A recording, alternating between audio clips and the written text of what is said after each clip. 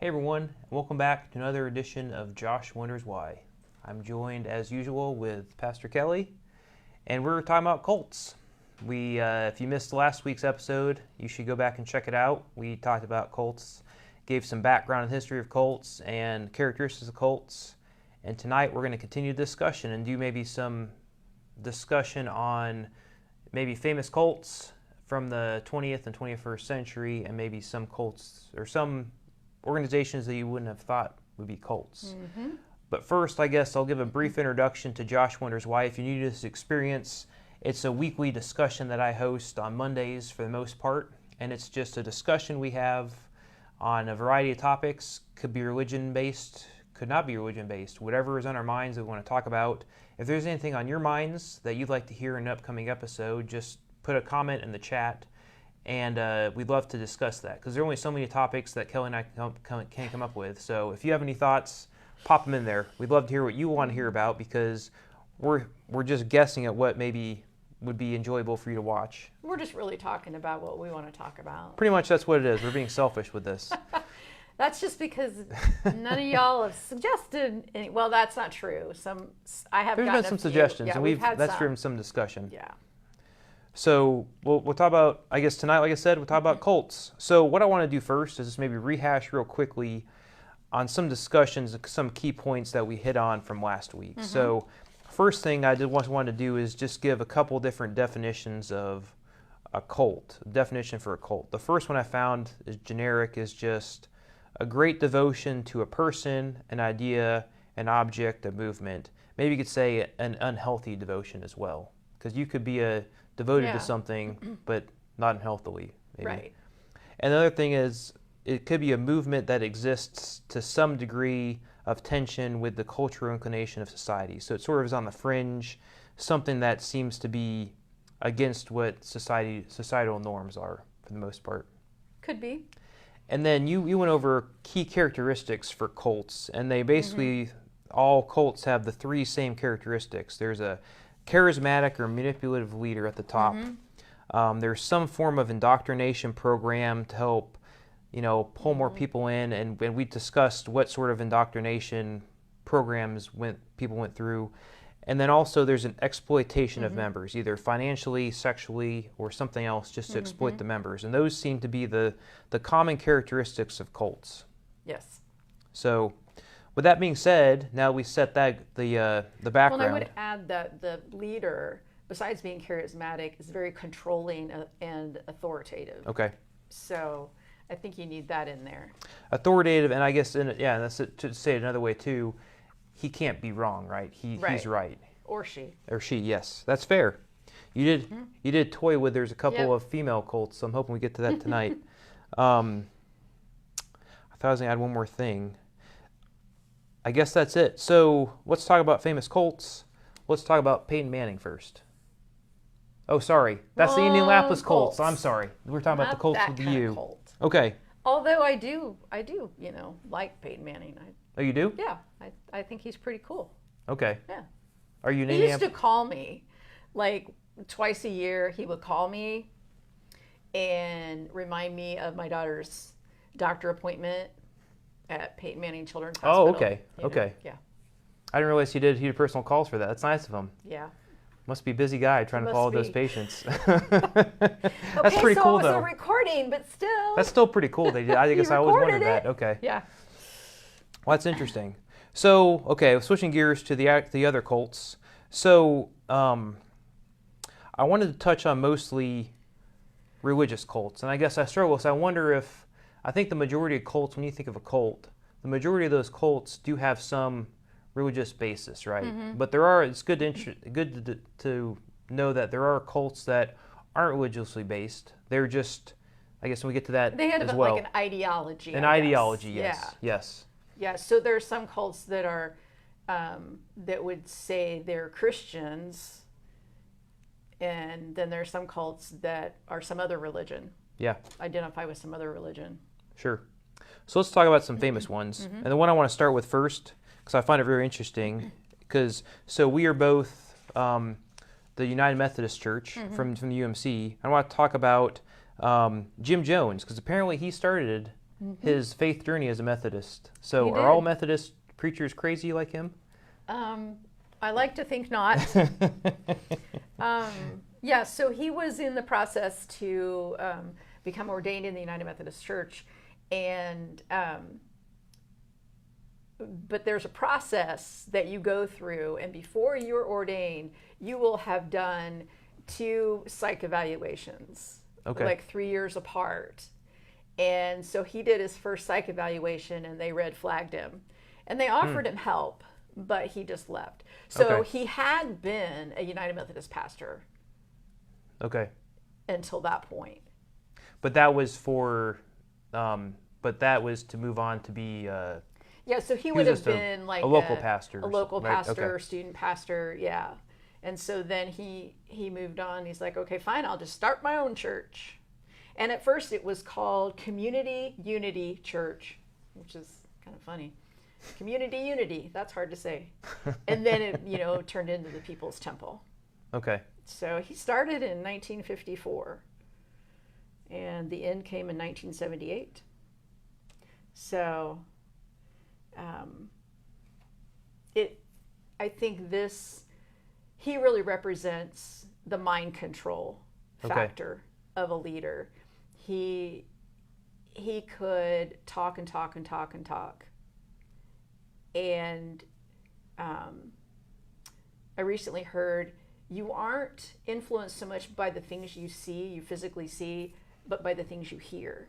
Okay. And so if you have a leader that you look up to and they just talk and talk and talk and talk, and you're just listening to that person, nobody else, then it becomes easy for them to manipulate and control you. So how how do they specifically, just going through the characteristics, right? We already hit on charismatic leader. Mm-hmm. There's some form of a indoctrination program, right? Because he's a talker. I guess how do they exploit the members? What was the Oh, it was a lot of money. money? Okay, it's financial he- exploitation. At, At first, he seemed like a really good guy. He was very involved in trying to bring about racial unity, and did a lot for people that lived in poor communities. It really helped a lot of people. And then he just went off the rails. But he had made that impact in a lot of people's lives, and so they came to his church and they listened to him, and then they followed him because they believed him. They thought that they were in on something that was going to change the world. They thought they were going to make the world a better place, because he talked to them a lot about this. I'm sure he didn't call it utopia, but that was that's in a lot of cults. We are going to make this, utopian society, and everybody will be safe in there, and we'll do wonderful things. So he had that, and it's frustrating for people, and this is true of a lot of cults, that the leader can somehow override all you ever thought was true and right, and convince you that that was wrong, and they have the answer. Yeah. And that's what happened. I don't know why else people would have moved from the United States to Guyana once they got there, they couldn't change their mind. Yeah. They were stuck. That's the key. I think you brought up last week is cooking a frog, right? Yeah. Because the proper way, and I guess I've never done this, but they put the frog in boiling water, he jumps out. You put the frog in water that's cool, and you gradually increase temperature. Doesn't know until it's too late, right? So I think and that's what I've read too, is people that are in cults, once they realize they're in a cult, they're already too deep that it's so tough to get out. And sometimes they don't ever realize they're in a cult. Yeah, that's And I think they were probably people who were true believers to the end. Okay. But I think there were probably a lot of people there on that property that wanted out. Okay. But there was no way, because he controlled the airplanes that brought them there, and he wasn't going to let anybody leave. Okay. And I think there were probably a lot of people who literally did not want to drink the Kool-Aid. Yeah. but they were forced to, and by various means. And he had he borrowed this phrase or term from the Black Panthers, revolutionary suicide. He borrowed that from them, and so people felt he had people convinced that the U.S. government was going to hurt them and going to do terrible things, and they believed him, and that was kind of part of the social unrest at that time. Yeah. In the 60s and 70s, and so that revolutionary suicide. Well, if they're going to try to enslave us, then we'll just kill ourselves. At least we can be free if we just kill ourselves. And I think that was the message that he gave. But he was, by the time they were at Guyana, he was so far gone into drugs, and he was mean, and he had this control over people, and if you didn't do what he wanted, there would be consequences. And so that's why the families back home were worried, but everything coming out of there was positive.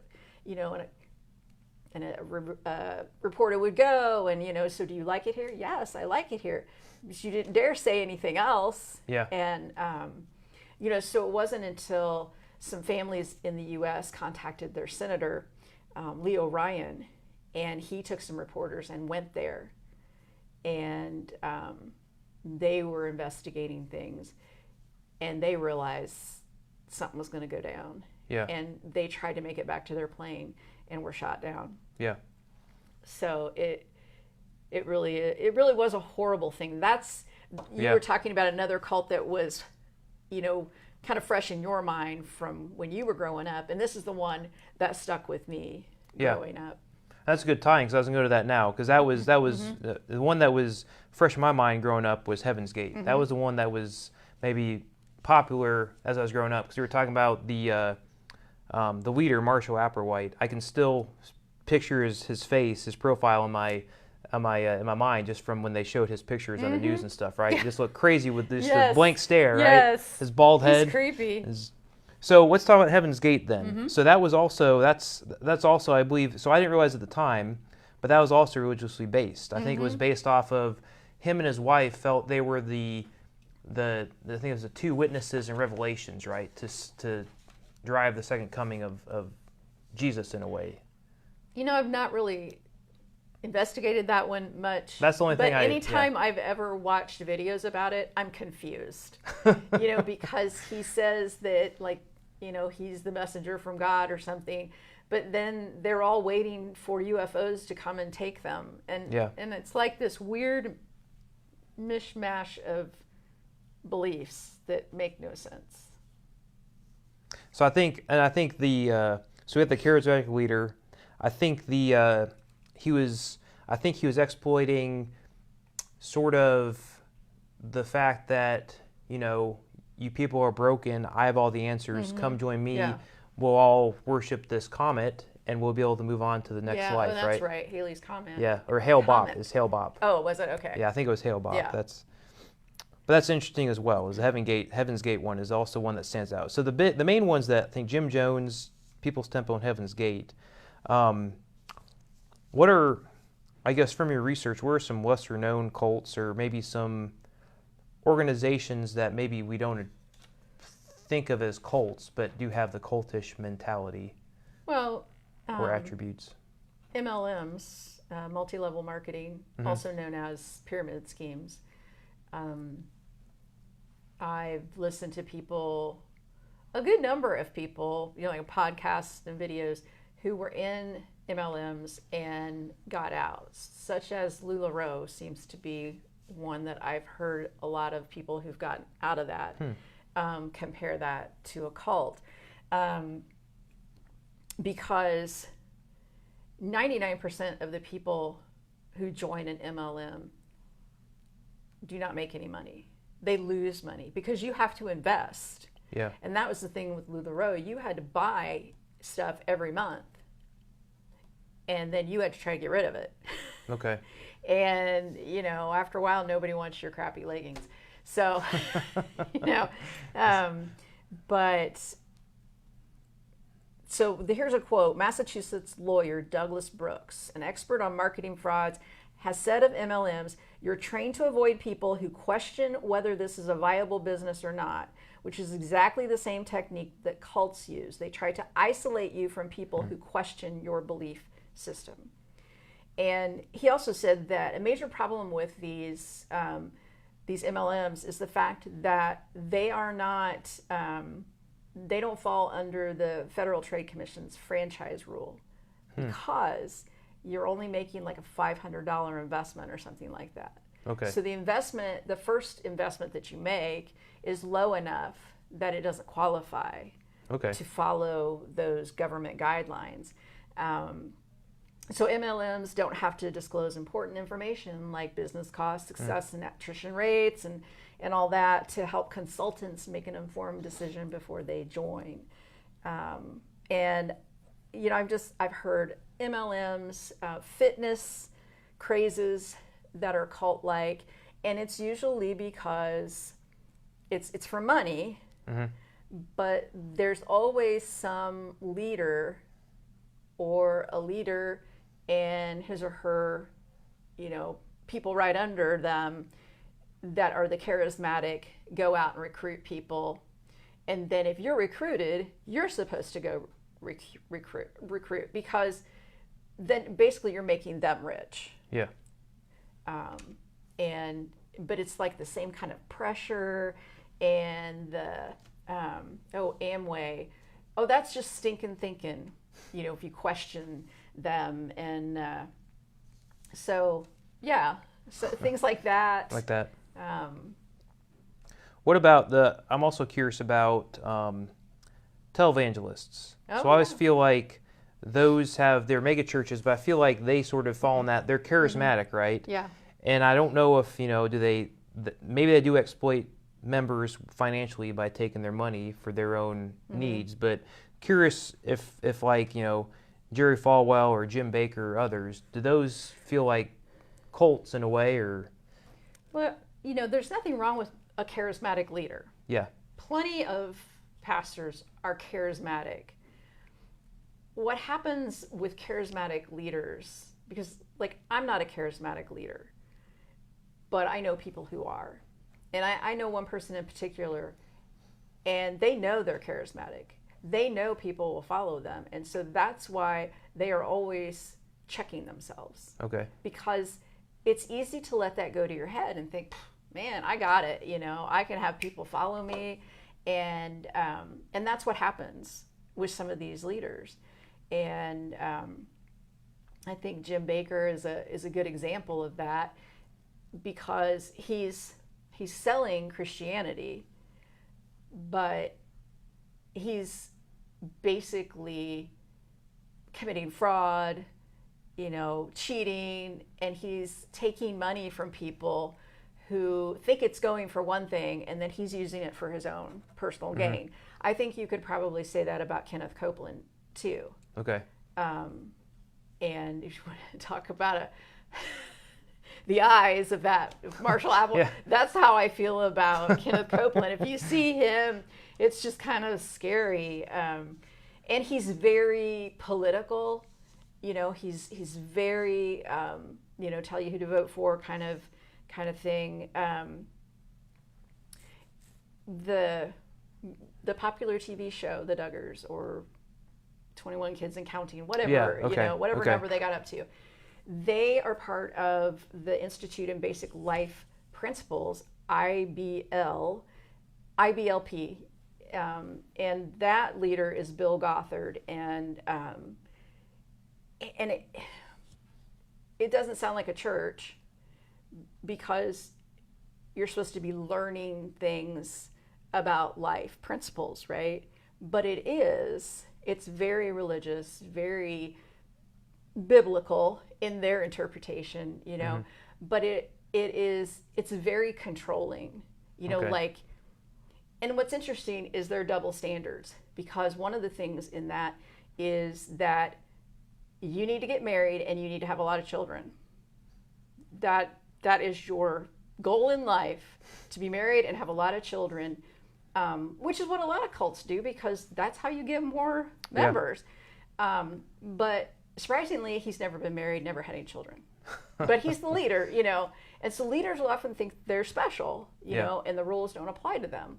And but what he teaches is very controlling, so there's God, and then there's Bill Gothard, and then there's husbands, and then there's wives, and then there's children, and you don't step out, what they call it, the umbrella of protection. You don't step out from that umbrella. And and there's all kinds of scandals involved with that. Obviously, if you know anything about the Duggars, there's a lot of scandals there. There's child abuse, and so one that I'm interested in is the Way Down Diet / Remnant Fellowship, because when the Way Down Diet book came out, I read it and I thought it was written by Gwen Shamblin, and I was like, oh, this makes a lot of sense, it's biblically based, blah blah blah. And then she lost her mind, I guess, and she formed a church. Now, what is the Way Down Diet concept? The Way Down Diet is it's basically eat whatever you want, but only when you're hungry, and stop when you're full. Okay. And if you need to, if you just want to eat something, you're supposed to chew on the Bible. You're supposed to read the Bible. Okay. And if you overeat, that's a sin to her. Okay. So, at first I was like, okay, this makes sense. That was a long time ago. I was much younger back then. And then I finally decided I don't need this kind of guilt in my life. And so her books were the first books I've ever thrown away because I didn't want anybody else to read them. That's how bad I thought they were once I finally came to. But she started this church, and she was like, this is the only true church. Everybody else has it wrong. And I am, people would call her the prophetess, because she was getting the down low from God, and she was passing it on. And she was very controlling. And she was another leader. The rules didn't apply to her. There was a terrible thing that happened with a family in her church, where the parents ended up killing their child, kind of inadvertently, but the things that she told them that they needed to do, because children had to submit, and if they didn't, you kind of had to beat it out of them, and kind of like the Duggars kind of follow that too. And and so she would tell them, to hit their children with glue sticks, and I don't mean like the little craft glue sticks. I mean like the industrial glue sticks, because they wouldn't be as likely to leave a mark, is the philosophy. But so terrible child abuse and all kinds of weird stuff. But she and her husband and I don't know, a few other people in the upper echelons, however you say that word, died in an airplane crash. That her then husband, who oddly enough played Tarzan in the Tarzan movies. Which Tarzan movies? I don't know, the one in ones the 80s. Okay. Yeah. I went back even further, like No, not that one.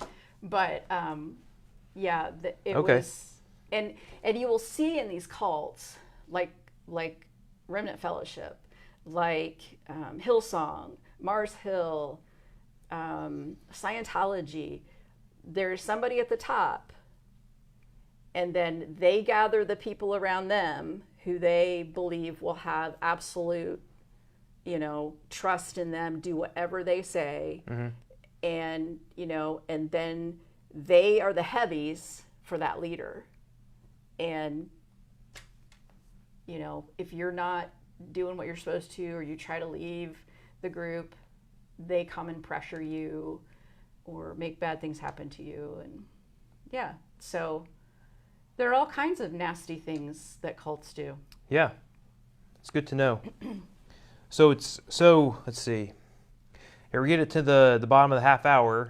Well, that was a good discussion on some of these I could cults. just go on and on, apparently. So I want to end with this too, because I think so next week there's gonna be a part 3, and we're gonna debate or discuss the original question I started this series with is Christianity a cult, right? And go into some more detail and discuss that, because I feel sometimes maybe we could debate, there are some pockets of Christianity that do seem cultish in a way, but we'll talk about that. Yeah. But I do want to end, I guess I did find this interesting, or I was doing research, maybe we say the signs that you are not in a cult, right? There are a couple signs or characteristics that maybe the group you're part of is not a cult. And I found these are interesting. The first one is questions are welcome. So cult, like we talked about, you're not supposed to be questioning what the leader is teaching That's you, right. And if you question it, so that's first thing is questions are welcome. Second one is you can leave it without being drama free, right? So if you're in a cult, try to leave, there's going to be some drama. There's going to be, lots of red tape hoops, maybe embarrassment, whatnot, right? Or you're in danger because they'll come after you. The FLDS in Warren Jeffs, that whole extreme Mormon cult. People that try to leave, they will go after them. Or if you do leave, I guess you get the friends you think you had, they don't, they're not friends with you anymore. Or if you left your family members behind in the cult, yes, they're not allowed to have anything to do with you. I feel like Scientology is a good one. Yes. It's at least what I've learned from Leah Remini, or whoever, that Scientology documentary. Yeah, that's a great documentary. Or the series she does. The series, yeah. And the other one is, signs that you're not in a cult is there's a healthy amount of commitment, but not, like I said at the beginning, it's not an unhealthy devotion to a person. There's a healthy type of commitment that you don't feel overburdened or exploited in a way, right? Financially or whatnot. So just something to leave with the thoughts. And I found that interesting because I thought, if you just look at those and you look at the opposite, maybe it's a sign you're in a cult, right? Yeah. Well, interesting stuff. Thanks for educating us on all the various cults. There was, you did tease last week about female cults, and you did mention the one. Yeah, that was the one I was talking about. Okay, that's the one you were talking about. Okay. I mean, there are other female-led cults. I can't think of any names of them right now. Okay. So. Well, interesting. But well, if you guys again. have any questions, like, is this a cult? You can ask us that, and we'll research it. Yeah. Am I in a cult? We'll help you figure that out. Yeah. Yeah. So, or if you have suspicions about a certain group, go ahead and ask us. If there's anything just put in the comments or post it, and we'll have to talk about it. So we'll be back again here next Monday at 7 p.m. to continue to talk about cults. If you missed this morning, Coffee with Kelly, you should go back and check that out. And then this Thursday, is it continuing? Let's see, we did violence in the Bible, science in the Bible. Is there another rhyming word for in the Bible? This it doesn't rhyme. This is the last one. Okay. But it's the Bible and women. The Bible and women. Yeah. So if you hate Paul, you need to tune in. I was going to ask if this would be Paul. I will help. I will help with that. I made this joke before, this comment, that I feel like Paul is watching us wherever he's at right now, or in his grave. He's seeing everybody just rip through his letters, saying, that's not what I meant at the time when I wrote this. And he's just rolling over, turning his grave, saying... He would roll over in his grave if there was anything left of him in the grave. Yeah. Because that was a long time ago. But yeah, he would roll over in his grave and say, that's not what I meant. If I had known that, I wouldn't have written all these letters. I didn't realize they were going to be published so much and so I have taken out of context. I have a lot of things to say about that. That's good. So all the Paul haters out there, I used to be one. I think my wife is still on the fence, but you've helped change her mind a little bit. But if you dislike Paul because of his writings, tune in on Thursday and see if Kelly can change your mind. Or offer your own opinions on Paul, and we can address them. You don't have to agree with me. Yeah. Looking forward to that. It's always good when we talk about Paul. Oh, yeah. We just have Josh Wonders Why just be about Paul from now on. We could go into... Anyway. So, thanks again, Kelly, for joining us. Thank you all for watching us. and hope you have a good rest of your day, and we'll see you later.